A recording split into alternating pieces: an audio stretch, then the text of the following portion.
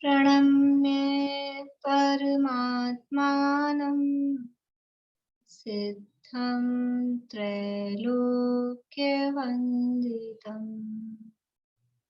स्वाभाविक चिदानन्द स्वरूपं निर्मलाव्ययम् शुद्ध जीवादिद्रव्याणां देशकं च जिनेश्वरम् द्रव्यसंग्रहसूत्राणां वृत्तिं वक्षे समासतः जीवमजीवमदह्वम् जिणवरवसहेन जीर्णनेतिष्ठम् देविन्दविन्दवन्दम् वन्दे तं सर्वदा शिरसा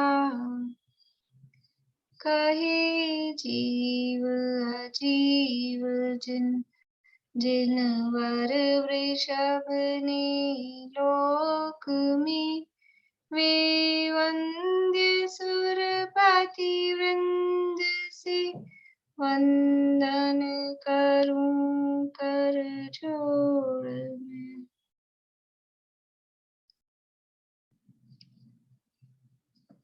गाथा पाठ करेंगे।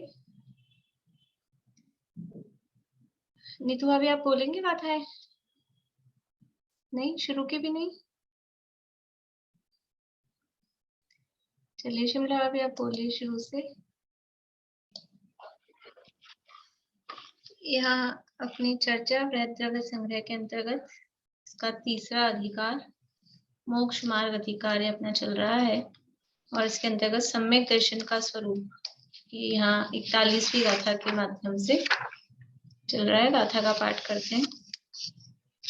जीवादि सत्तहणं सम्मत्तं रूवमप्पणोतं तु दुरभिनिवेश विमुक्तं ज्ञानं सम्मं खुहोदिसदीजं हि। जीवादि पदार्थों का श्रद्धान करना वह सम्यक्त्व है और वह सम्यक्त्व आत्मा का स्वरूप है। इस सम्यक्त्व के होने पर दुरभिनिवेश रहित सम्यक ज्ञान होता है।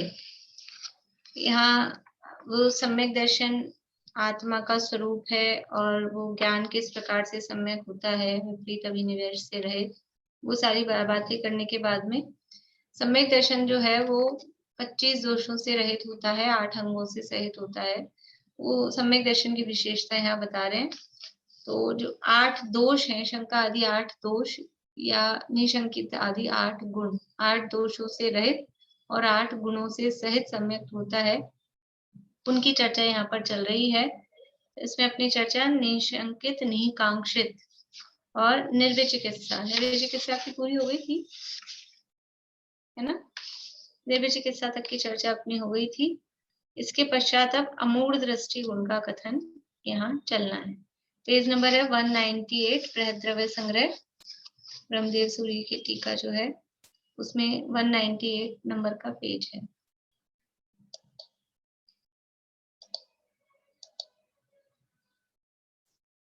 इसके पश्चात अमूढ़ दृष्टि गुण का कथन करते हैं। वीतराग सर्वज्ञ प्रणीत आगम के अर्थ से विपरीत कुदृष्टियों द्वारा रचित जो रसायन शास्त्र, खनिज विद्या, हर मेखल, शुद्र विद्या, व्यंतर,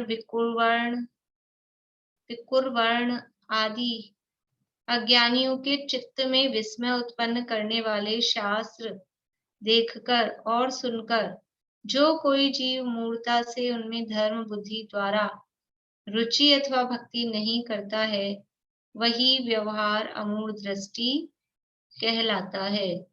अमूढ़ दृष्टि का मतलब क्या है कि जो खोटे मार्ग हैं, मिथ्या मार्ग हैं, मिथ्या मार्गों की प्रशंसा नहीं करना, मिथ्या मार्गों को सच्चा मार्ग नहीं माना। अमूढ़ दृष्टि, दृष्टि यानी दृष्टि का अर्थ यहाँ क्या है? दृष्टि यानी आंख, दृष्टि यानी देखना नहीं, दृष्टि का मतलब है यहाँ श्रद्धान, मान्यता। और वो कैसी है? अमूढ़, मूढ़ यानी मूढ़ता, मूढ़ता यानी मूर्खता, और अ यानी उससे रहित। तो मूढ़ता से, मूर्खता से रहित जो हमारी मान्यता है, जो हमारा श्रद्धान है, यानी हमारा श्रद्धान मूर्खता भरा ना हो, जिसे हम अंधविश्वास कहते हैं। अंधविश्वास, विश्वास शब्द है, वो दृष्टि वाला अर्थ है। हमारा जो विश्वास है, हमारा जो श्रद्धान है, हमारी जो दृष्टि है, हमारी जो मान्यता है, वो मूढ़ नहीं हो, अमूढ़ हो। मूढ़ नहीं हो यानी आंख बंद करके, आंख पे पट्टी बांध के बस जैसा जो कह दिया किसी ने वैसा मान लेना, ऐसा नहीं।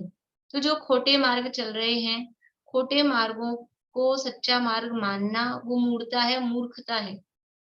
क्योंकि जहाँ गड़बड़ी दिखाई दे रही है, फिर भी उस गड़बड़ी को हम देखना नहीं चाह रहे। दृष्टि क्यों? क्योंकि हमारी आंख पे वो श्रद्धा, मतलब किसी के प्रति ऐसी अंध भक्ति है, अंध श्रद्धा है कि हमारी आंखें खुली होने पर भी हम उसमें जो गड़बड़ है वो देख नहीं पा रहे। तो उसको अंधश्रद्धा कहें या मूढ़ता कहें, वो यहाँ कह रहे हैं। तो ये अमूढ़ दृष्टि नाम का जो अंग है, ये सम्यक दृष्टि है, वो ऐसी मूढ़ताओं से रहित होता है। कैसी मूढ़ताओं से रहित होता है? कि वीतराग सर्वज्ञ प्रणीत आगम, वीतरागी सर्वज्ञ भगवान ने जो कहा गया है आगम, आ यानी आप्त, वीतरागी सर्वज्ञ भगवान उनके द्वारा कहा हुआ, ग यानी गणधरों के द्वारा गूथा हुआ, और म यानी मुनियों के द्वारा उसका उपदेश दिया गया। आगम, आप्त, गणधर और मुनि, या आप्त गुरु मुनि, ऐसा कुछ भी, गुरु भी कह सकते हैं, गणधर भी कह सकते हैं। तो वीतरागी सर्वज्ञ अरहंत परमात्मा ने जिसका उपदेश दिया है, गणधरों ने उसको गूथा है, और फिर मुनियों राजों ने उनका हमारे सामने उसको प्रस्तुत किया है। ऐसा जो आगम है, आगम का मतलब है जो परंपरा से चला आया। कहाँ की परंपरा से? कि भगवान की परंपरा से जो चला आया है, ऐसा जो आगम है। वीतराग सर्वज्ञ प्रणीत आगम, वीतरागी सर्वज्ञ भगवान के द्वारा जो कहा गया है, उस आगम या उस जिनवाणी या उस शास्त्र के अर्थ से विपरीत, वो जो उन्होंने कहा है उससे उल्टा, उससे विपरीत कुदृष्टियों द्वारा रचित, कुदृष्टि यानी खोटी दृष्टि वाले, खोटे श्रद्धान वाले, यानी मिथ्या दृष्टि जीवों के द्वारा। कुदृष्टि यानी मिथ्या दृष्टि, सुदृष्टि यानी सम्यक दृष्टि। मिथ्या दृष्टियों द्वारा रचित, अब कौन कौन से शास्त्र जो रचे गए हैं? रसायन शास्त्र, खनिज विद्या, हर मेखल, शुद्र विद्या, व्यंतर विकुर्वण, ये सब क्या है? रसायन शास्त्र तो अपन समझते हैं, ये केमिस्ट्री वगैरह जो है, और खनिज विद्या, जो ये होते हैं ना, खनिज वगैरह जो होते हैं, उनके संबंध में जो भी कुछ ज्ञान है। इसी तरह से हर मेखल, शुद्र विद्या, ये सब भी इसी तरह के जो भी कुछ भी ज्ञान है, जिनको देखकर सुनकर हमको आश्चर्य होता है। अभी नाम थोड़े पुराने हैं, संस्कृत में भी यही नाम दिए हुए हैं, नाम पुराने। आजकल के जो भी समझ लीजिए कि अब ये मोबाइल है, कि ये इंटरनेट है, इस तरह का जो भी ज्ञान है कि कैसे कहाँ से कहाँ क्या-क्या हो जाता है, कैसे पहुँच जाते हैं। ऐसे आप कहीं बैठे हैं, हम कहीं बैठे हैं, एक-दूसरे को देख पा रहे हैं। ये भी तो एक प्रकार की विद्या है। और इसी तरह से अब किसी ने उड़ने की विद्या बना लिया, आकाश में उड़ रहे हैं, एरोप्लेन उड़ रहे हैं, तो वो तो हम साइंस के नाम पे उसमें कोई वो देते हैं लॉजिक। और वैसे भी जो विद्याधरों के पास विद्याएं होती हैं, उनके माध्यम से वो उड़ते हैं आकाश में। तो इस तरह की कोई विद्याएं हो, कोई रसायन इस तरह का हो कि उसको लगा लिया, वो उनके पास था ना, ये अपने भर्तरी, शुभचंद्राचार्य भर्तरी, भर्तरी ने वो एक रसायन बना लिया था कि उसको पत्थर पे डालो तो पत्थर सोने का हो जाए।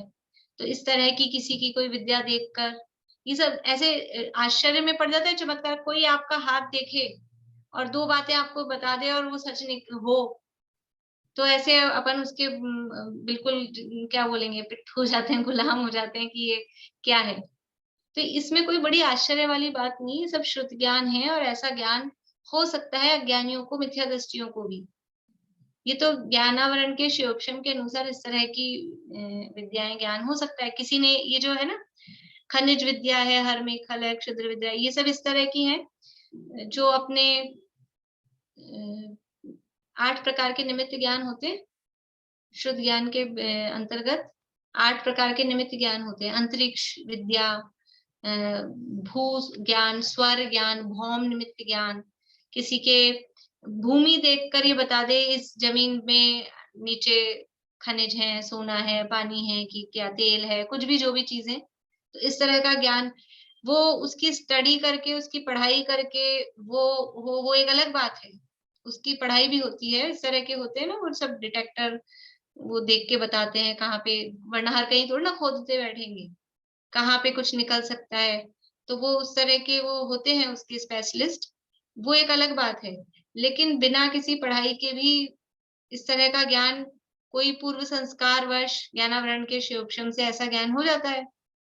कोई चेहरा देख के बता दे आपका भूत भविष्य, जैसे चाणक्य के बारे में आता है, उनके दाँत देख के किसी ने कह दिया, ज्योतिषी जा रहा था कि इसके दाँत ऐसे बाहर निकले हुए हैं, तो इसके दर्शनों के लिए ऐसे जनता उमड़ेगी, जैसे दाँत इसके एक के ऊपर एक उमड़-उमड़ के आ रहे हैं। तो इस तरह के ज्ञान होते हैं, कोई तिल को देख के बता देते हैं, इस तरह के तिल हैं कि मत्स्य हैं, ये किसी अंग कैसे हैं, अंगों को देखकर ज्ञान हो जाता है। ये सब शुद्ध ज्ञान के भेद हैं, निमित्त ज्ञान है।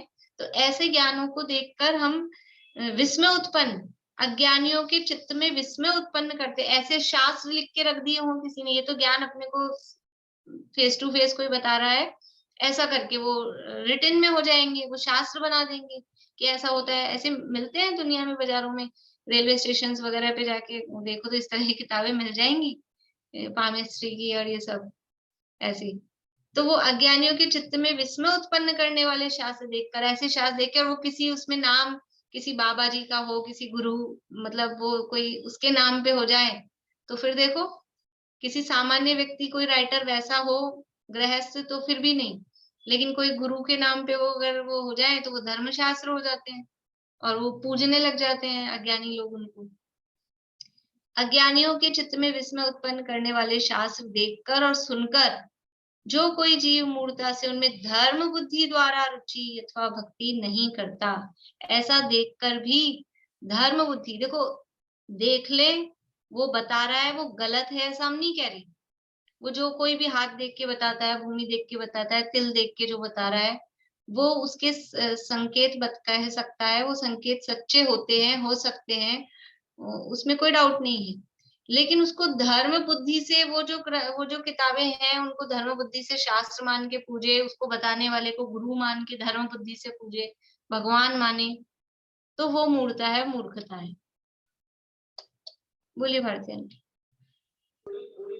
ये हरमेखल, क्षुद्र विद्या और व्यंतर आपने बताया था क्या हमें? नहीं, मतलब अर्थ इनके वर्ड मीनिंग नहीं मुझे भी समझ में आ रहे, कुछ भी इसी तरह के ज्ञान है, समझ लीजिए कोई विशेष प्रकार के। पुराने शब्द मैंने कहा ये पुराने शब्द हैं, तो इसके अर्थ समझ नहीं आ रहे हैं। हरमेखल, क्षुद्र विद्या और व्यंतर, व्यंतर विकुवर्ण को अपन ऐसा समझ सकते हैं, व्यंतरों को वश में करने की कोई विद्या होती हो।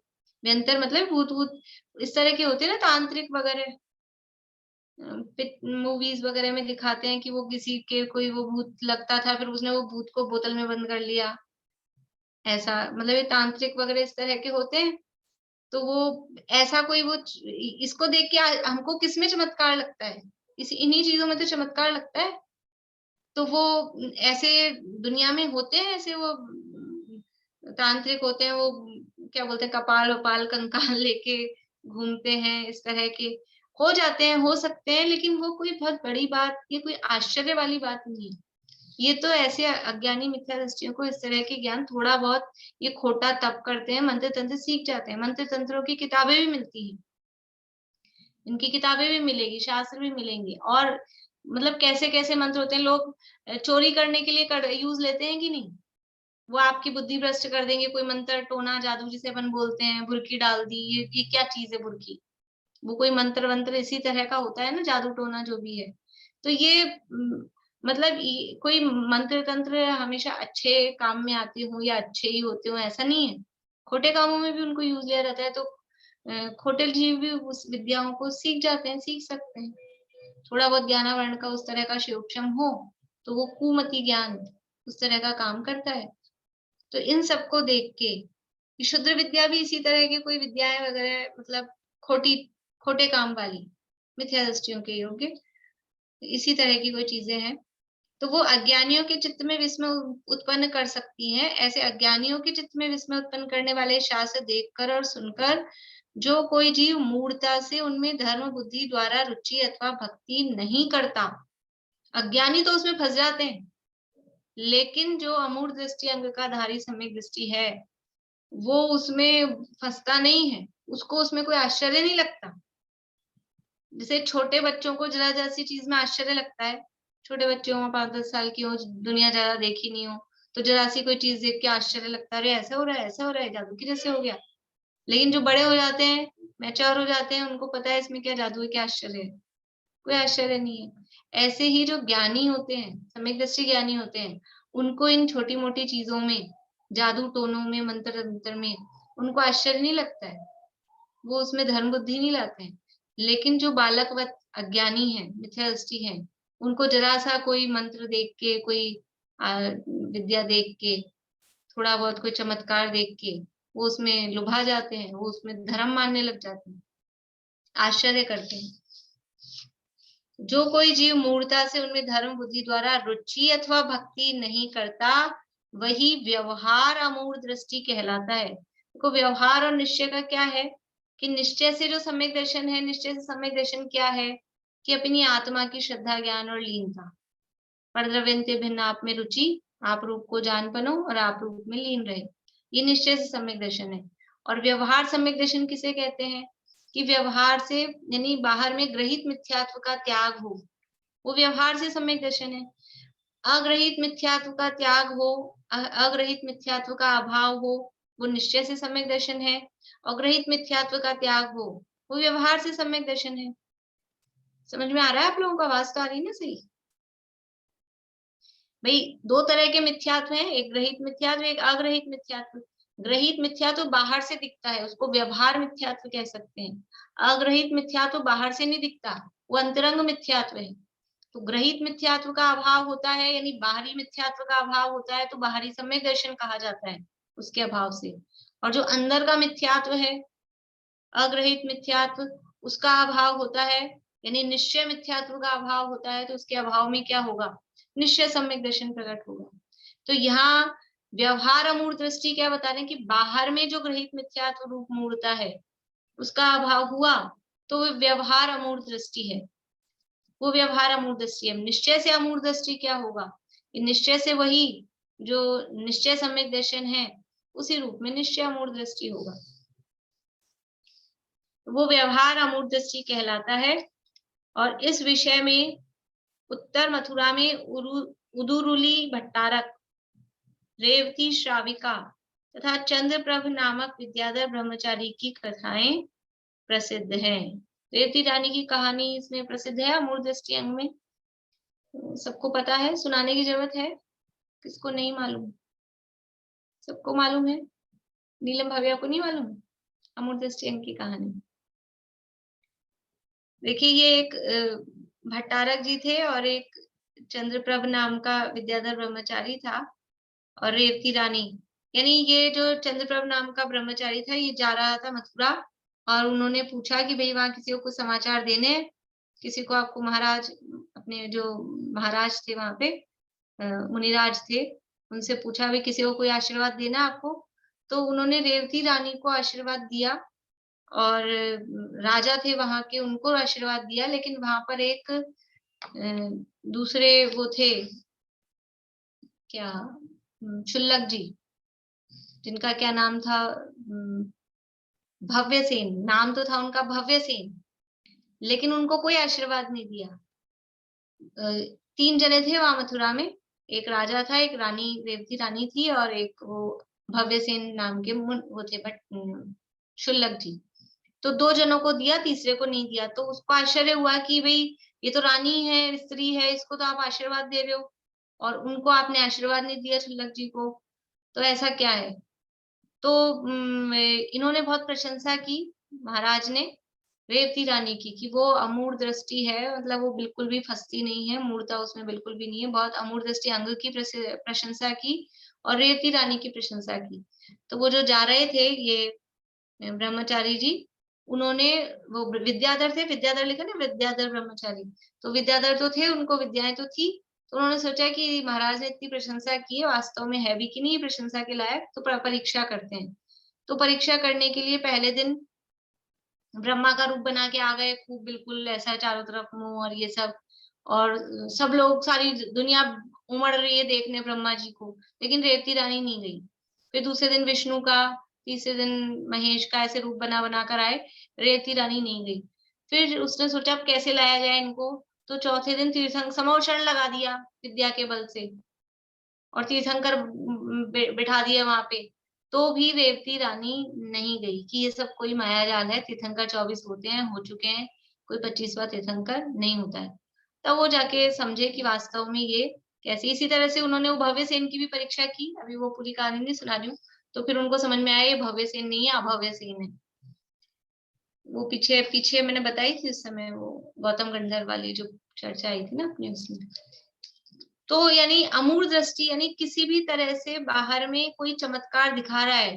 अपन तो क्या हूं कि कोई बात नहीं, हम ब्रह्मा जी को नहीं मानते, देख तो आए, देख के तो आना चाहिए कैसा इनका बना है, कैसी इनकी लगी है, देखो तो सही इन्होंने बनाया है, इनका देखना तो चाहिए। ये देखने के नाम पे ही हमको उसकी महिमा आ जाती है, आश्चर्य होता है। तो किसी भी तरह से उसकी महिमा नहीं आए, कोई आश्चर्य नहीं लगे, क्योंकि 3 लोक में आश्चर्यकारी मेरे ज्ञान, मतलब केवल ज्ञान के समान आश्चर्यकारी कोई नहीं है, और केवल ज्ञान जिसमें से प्रकट होता है, ऐसा मेरा ज्ञान स्वभाव, और ये ज्ञान स्वभाव जिसमें है, ऐसा चैतन्य आत्म स्वरूप, चैतन्य ही एकमात्र चमत्कारी तत्व है, और दुनिया में दूसरा कोई चमत्कार नहीं। तो जिसको अपने चैतन्य चमत्कार की महिमा आती है, उसको बाहर में कुछ ये इन छोटी मोटी चीजों में चमत्कार नहीं लगता। तो वो रेवती रानी उसमें नहीं फंसी, नहीं गई, इसलिए उसकी ये कथा इसमें प्रसिद्ध है। ये उदुरली भट्टाकर की क्या कहानी है? ये इसी में, ये भट्टारक थे ना जिन्होंने जिनके पास से गए थे, उन्हीं का नाम यहाँ नाम उदुरली दिया है, दूसरी जगह नहीं मिलता ये नाम कुछ और वहां ही तो मिलता है। दूसरा नाम है उसमें, कहानी में राजा का नाम क्या? इसमें थोड़े नामों में, इसमें तो कोई फर्क नहीं, मेन मतलब कहानी वो थी, नाम जो भी कुछ हो ठीक उसकी कोई ठीक खास ठीक। बात नहीं। निश्चय से तो देखिए, अब आगे ये तो कहानी तो हो ही गई। निश्चय से तो उसी व्यवहार अमूढ़ दृष्टि गुण के प्रसाद से अंतः तत्व और बहितत्व का निश्चय होने पर समस्त मिथ्यात्व रागादि शुभाशुभ संकल्प विकल्पों में इष्ट बुद्धि, आत्म बुद्धि, उपादेय बुद्धि, हित बुद्धि, ममत्व भाव का त्याग कर त्रिगुप्ती रूप से विशुद्ध ज्ञान दर्शन स्वभावी निज आत्मा में जो निश्चल स्थिति करना, वही अमूढ़ दृष्टि पना है। निश्चय से क्या है अमूढ़ दृष्टि पना?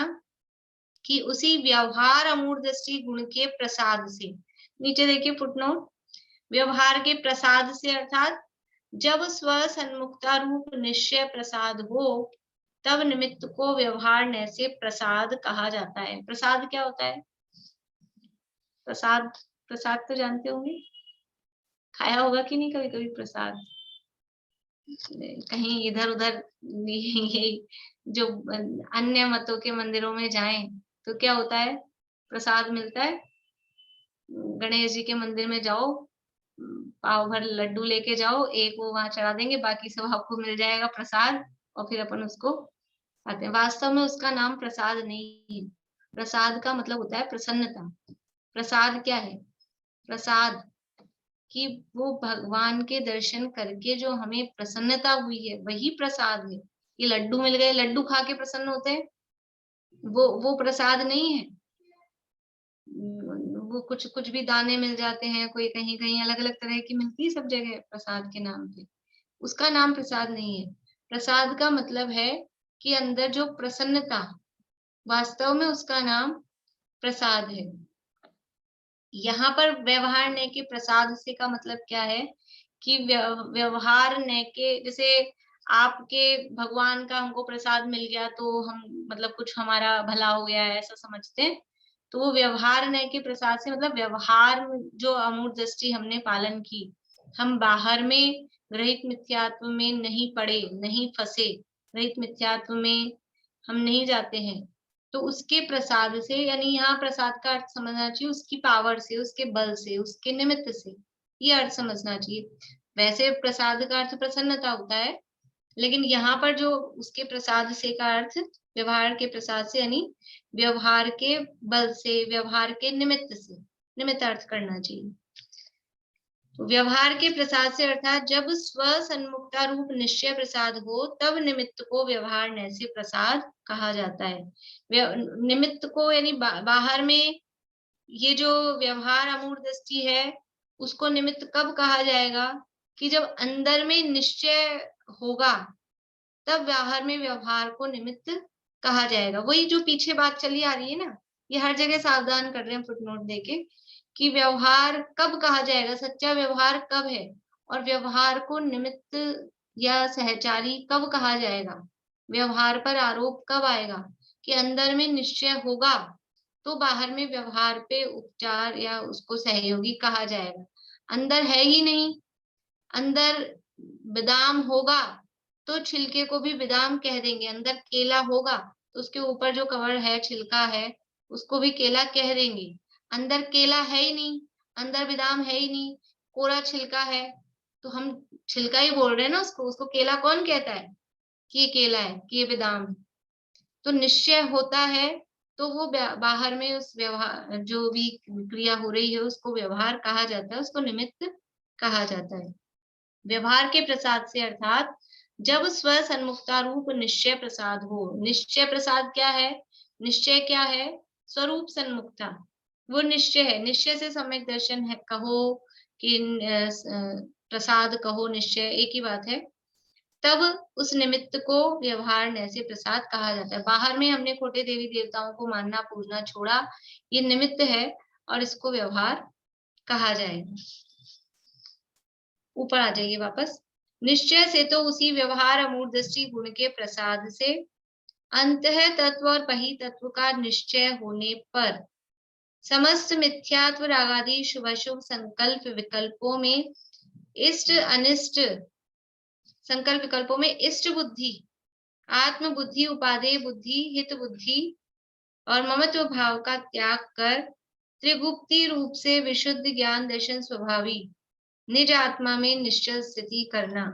देखो क्या है निश्चय से अमूर्त दृष्टि की ज्ञान, विशुद्ध ज्ञान दर्शन स्वभावी निजात्मा में निश्चल स्थिति करना। क्या है निश्चय से अमूर्त दृष्टि? कि अपनी आत्मा में निश्चल स्थिति करना। वही जो निश्चय सम्यक दर्शन है, परद्रव्यन्ते भिन्न आप में रुचि, आप रूप को जान पनो और आप रूप में लीन रहें। अपनी आत्मा में निश्चल स्थिति करना, अपनी आत्मा में निश्चल स्थिति मतलब स्थित हो जाना, चलायमान नहीं होना, आत्मा में लीन हो जाना, वो वास्तव में निश्चय से अमूर्त दृष्टि है। आत्मा में ही गुप्त हो जाना, बाहर में नहीं देखना, वो निश्चय से अमूर्त दृष्टि है। अब वो आत्मा में किस तरह से हम स्थिति करें, लीन कैसे हो आत्मा में? तो कह रहे हैं कि त्रिगुप्ति रूप से, त्रिगुप्ति रूप से मन वचन काय को का निरोध करके, मन वचन काय जो गुप्ति है, यानी मन से भी स्थिर हो जाए, वचन से भी, काया से भी, ऐसा त्रिगुप्ति रूप से। और किस तरह से स्थित होना है आत्मा में?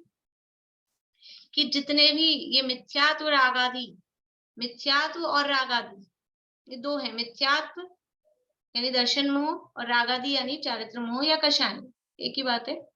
मिथ्यात्व और रागादि ये कैसे है? रागादि शुभ अशुभ है और ये रागादि शुभ अशुभ संकल्प विकल्प रूप होते हैं। अभी संकल्प विकल्प का अर्थ भी आगे करेंगे। ये जो रागादि भाव है ये शुभाशुभ संकल्प विकल्प रूप है। इन रागादि शुभाशुभ संकल्प विकल्पों में इष्ट बुद्धि, आत्म बुद्धि, उपादेय बुद्धि, हित बुद्धि और ममत्व भाव, 5 बातें दी है। 5 कहे हैं लेकिन अर्थ सबका एक ही है। मिथ्यात्व और कषाय, मिथ्यात्व और रागादि भाव, ये क्या है? इनमें इष्ट बुद्धि, इष्ट बुद्धि मतलब ये इष्ट हैं, ये हमारे लिए अच्छे हैं, यही मेरे लिए यानी अपने को इष्ट लगते हैं, प्रिय लगते हैं। किसको प्रिय लगते हैं? मिथ्यात्व हमको कहाँ प्रिय लगता है? कि मिथ्यात्व शब्द से तो हमको ऐसा है, लेकिन वो जो मान्यता है ना, उल्टी मान्यता, मिथ्यात्व शब्द हमको प्रिय नहीं लगता है, लेकिन वो जो मिथ्यात्व का भाव है, मिथ्यात्व का मतलब क्या? ये शरीर को अपना मानना, पर पदार्थों को अपने सुख दुख का कर्ता मानना, जो दुख के कारण है उनको सुख का कारण मानना, जो सुख के कारण है उनको दुख का कारण मानना, इसका नाम है मिथ्यात्व। अब ये अपने को प्रिय है कि नहीं? ये शरीर मुझे प्रिय है कि नहीं? ये इसमें इष्ट बुद्धि, उल्टी मान्यता में, मिथ्यात्व में, रागादि भाव में इष्ट बुद्धि है कि नहीं? रागादि भाव में हमें इष्ट बुद्धि, इष्ट बुद्धि मतलब उनमें हमें इष्टपना लगता है कि नहीं लगता है? अशुभ भाव खराब लगते हैं, लेकिन शुभ भाव, पूजा पाठ, व्रत उपवास, दया दान, ये भी तो राग ही है। और ये तो बात दूर की है, हमें तो अशुभ राग भी प्रिय लगता है, वो भी हमें अच्छा लगता है। हम कैसे छोड़ दें? सारे दिन वही, ये संकल्प विकल्प का है ना, ये संकल्प विकल्प सारे दिन, रात में नींदों में भी नहीं छूटते हैं, वही तो चलता रहता है और क्या है। उनमें इष्ट बुद्धि, आत्म बुद्धि, यही मैं हूं, इसके अलावा अपनी कल्पना क्या, मैं क्या हूं, यही तो अपने आप को समझ रखा है। ये शरीर ही मैं हूं, और ये जो भाव आ रहे हैं, बस इन्हीं में अपने आप को खोजता है। ये राग द्वेष भाव अलग हैं और मैं अलग हूं। यद्यपि राग द्वेष जीव में होते हैं, मिथ्यात्व जीव में होता है, लेकिन मिथ्यात्व अलग है और ये मोह राग द्वेष के भाव, ये भाव अलग हैं। ऐसे इनमें भिन्नता हमें भासित कहाँ होती? ये है सो जो मैं हूं सो जो ये है, एक ही पना दिखाई देता है। हमें ये मोह राग द्वेष के भाव कहीं अलग दिखते हैं, मैं कहीं अलग हूँ, ऐसा समझ में आता है। बिल्कुल एक में एक आत्म बुद्धि, यही मैं हूँ। हमें शरीर एक बार फिर भी दिखता है कि ये अलग हो गया, लेकिन ये राग द्वेष के भाव भिन्न दिखना, यानी भाव कर्म, ये शरीर है नो कर्म, 3 स्टेप्स हैं। नो कर्म से भिन्नता, देखिए भेद विज्ञान के लिए, नो कर्म यानी शरीर और बाहरी पदार्थों से भेद विज्ञान हो, फिर द्रव्य कर्म से भेद विज्ञान हो, ये जो कर्म का उदय, द्रव्य कर्म का उदय आ रहा है, वो मैं नहीं हूँ, वो अलग है। और तीसरा भाव कर्म, हमें भिन्नता तो छोड़ो, हमको अलग दिखते ही नहीं है, हमको ये है, चीजें भी हैं ये दिखती हैं, हमें अपने में दिखते हैं ये 3 चीजें, कि ये नो कर्म है, कि द्रव्य कर्म है, कि भाव कर्म। अभी बोल रहे हैं तो ऐसा लग रहा है, लेकिन कभी हमें ऐसा फील होता है, कभी अब आज क्या करना है अपने को सबको, कि घर में जितने भी जिसके घर में मेंबर हों, किसी के 2 होंगे, किसी के 4 होंगे, किसी के 10 होंगे, उनमें देखना है कि इसका नो कर्म क्या है, इसका कर्म, द्रव्य कर्म क्या है, कर्म का उदय उसमें देखना है, और इसके भाव कर्म क्या है, अलग दिख रहे हैं कि नहीं अपने को। ये जीव है, ये जीव का नो कर्म क्या है, कि शरीर है, कपड़े हैं, ये इसके ये नो कर्म है। आंख नाक कान ये जो है ये नो कर्म है, और ये जो नो कर्म है इनमें ज्ञान है क्या? फिर ये कर्म का उदय दिखता है, कर्म का उदय दिखाई दे रहा है, कर्म पढ़े है ना अभी तो अपन ने, नाम कर्म पढ़ा है, तो उदय दिखेगा कि नहीं दिखेगा, कि इसके कौन कौन से कर्म के उदय हैं, कृष्ण वर्ण है कि श्वेत वर्ण है, कि पांचों वर्ण के उदय हैं, कि कौन सा संस्थान है, कि कौन सा सहनन है, कि कौन सा शरीर नाम कर्म है, कि कौन सा स्वर है, सुस्वर है कि दुस्वर है, कि विहायो गति है, ऐसा ज्ञानावरण, दर्शनावरण, अंतराय, मोहिनी, ये कर्म के उदय, द्रव्य कर्म वो अलग। और फिर इसके ये जो भाव हो रहे हैं, कोई अपने पे गुस्सा कर रहा है, ये इसके भाव है, ये क्रोध नाम का इसका भाव है, ऐसा हमको दिख रहा है कि नहीं? दूसरे का दिखे, केवल देखना है, कुछ कहना नहीं है, खाली अंदर विचार करना है, और अपना दिखे कि मेरा क्या है, ऐसा हमको भिन्न दिखता है कि नहीं? ये इसमें आत्म बुद्धि, यही मैं हूँ, अपने अपने में भी, अपने लिए भी हम वही मानते हैं, दूसरे के लिए भी वही मानते हैं। ये जो शरीर है वही तो है, और क्या दिखता है कोई दूसरा? हमको ना अपना शरीर और आत्मा भिन्न दिखाई देता है, ना दूसरे का शरीर और आत्मा भिन्न दिखाई देता है। यद्यपि सम्यक दर्शन के लिए अपना ही देखना है, लेकिन दूसरे का भी दिखेगा तो अपना भी समझ में आएगा, अपना दिखेगा तो दूसरे का भी समझ में आएगा। और जब ऐसा समझ में आएगा कि ये जो है, ये जो गुस्सा कर रहा है, ये तो इसका भाव कर्म है, ये थोड़ी ना है ये चीज, तो कुछ अपने भाव कर्म कम होंगे कि नहीं होंगे? अपने को जो क्रोध आता है उधर से रिवर्स में, वो कुछ कम होता होगा कि नहीं होगा? ऐसा ये इन्हीं मिथ्यात्व और रागादि शुभाशुभ संकल्प विकल्पों में इष्ट बुद्धि, आत्म बुद्धि, उपादेय बुद्धि, यही तो है करने योग्य। और क्या है? यही तो है, शरीर ही तो मेरा है, ये बच्चे ही तो मेरे हैं, ये घर परिवार ही तो मेरा है, इन्हीं को तो मुझे संभालना है। ऐसे कैसे छोड़ दें? ऐसे कैसे छोड़ दें? सब इनको तो करना है अपने को।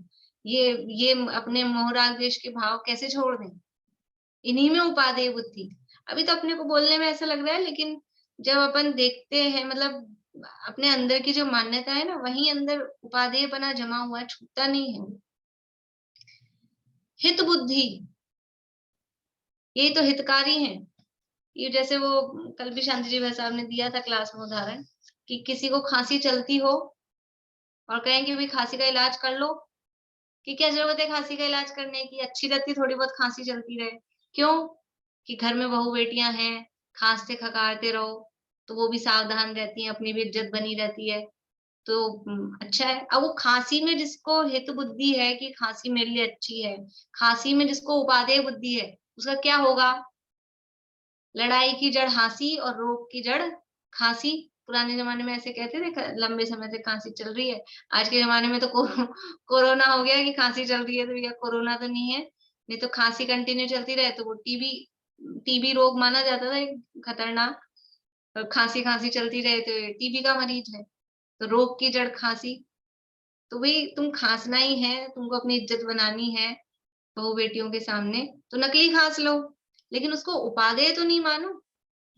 गुस्से को उपादेय, थोड़ा बहुत गुस्सा करते हैं तो ये घर में सब सही चलता है, ये नौकर चाकर हैं कि ये बच्चे हैं, गुस्सा तो करना पड़ता है, नहीं हम गुस्सा नहीं करें तो काम नहीं चले। अरे तो नकली कर लो, कभी कभार दिखाने के लिए कर लो, वही अच्छा है। ये गुस्सा तो करना चाहिए, ये उपादेय है, ये हितरूप है, वो मान्यता खराब है।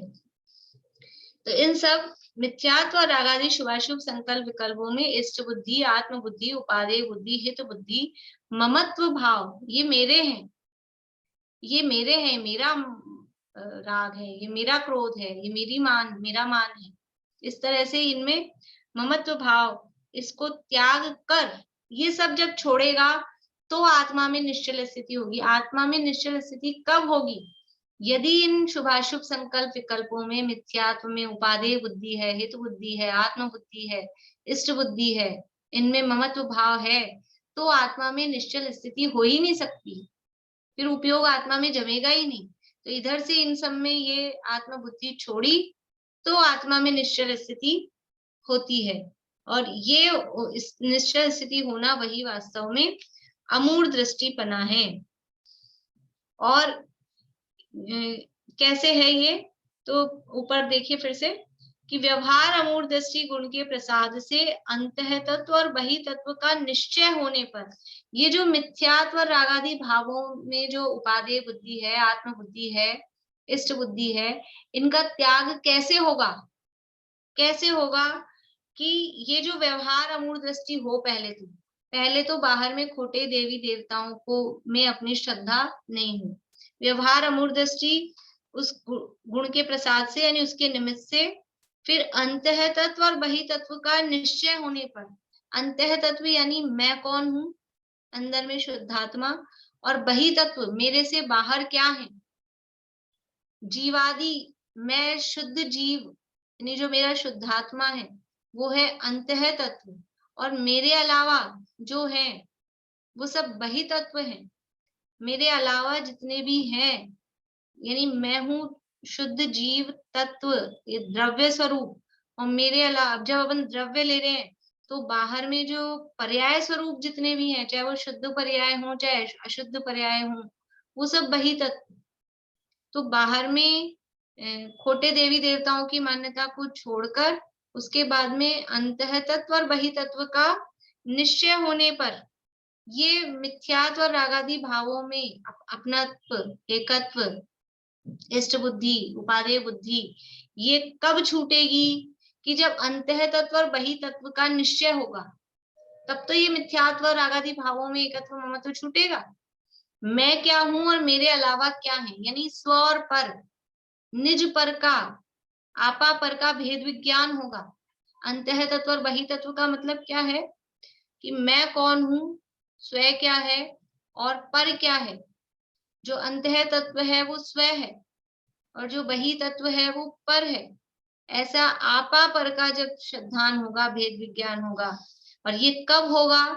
कि जब बाहर में पहले अमूढ़ दृष्टिपना होगा, व्यवहार अमूढ़ दृष्टिपना होगा, खोटे देवी देवताओं की मान्यता छूटेगी, तब ये अंतः तत्व और बहि तत्व यानी आपा पर का निश्चय होगा।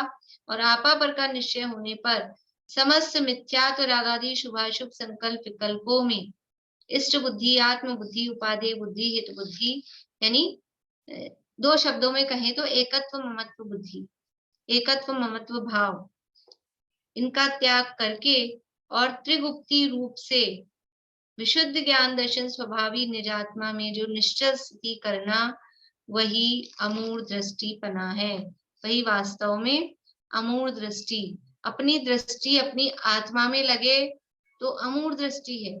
और दृष्टि आत्मा से बाहर जा रही है, पर पदार्थों में जा रही है, पर पदार्थों को अपना मान रही है। देखो, दृष्टि तो बाहर जाएगी, समय दृष्टि के बाहर सारे टाइम आत्मा में लीन रहेगा, बाहर उपयोग नहीं होगा।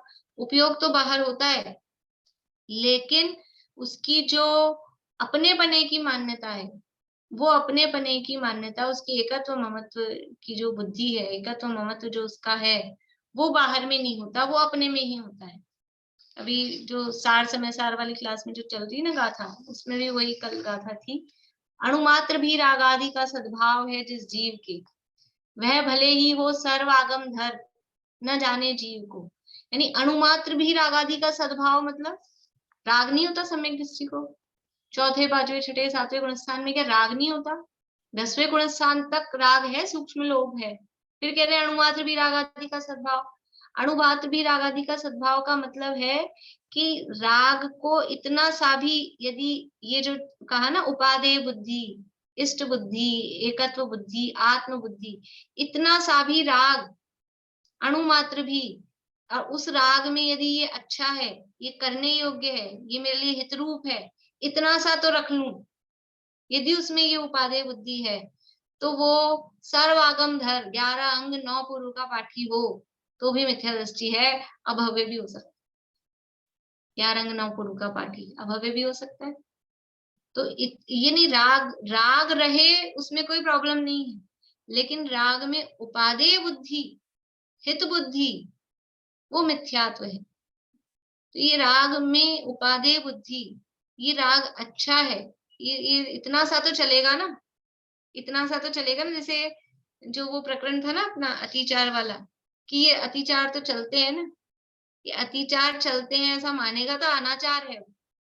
अतिचार होने नहीं चाहिए, ये दोष है। उसमें उपादेय बुद्धि होना अतिचारों में, वो तो अनाचार है। ये अतिचार लगाने नहीं है, ये इसलिए ये अतिचार बताए गए हैं, है तो ये दोष। ऐसे ही जरा सा भी ये मिथ्यात्व राग आदि थोड़े तो अच्छे हैं, इतना सा तो चलेगा, इतना तो छोड़ दिया, इतना सा तो चलेगा, इतना सा भी नहीं चलेगा। और उन सबको छोड़कर ही निजात्मा में जो निश्चल स्थिति है, वही अमूढ़ दृष्टिपना है। अब आगे संकल्प और विकल्प का लक्षण कहेंगे, इसकी चर्चा अपन कल करेंगे। फिर आगे उपगूहन अंग की भी चर्चा कल करेंगे। जय श्री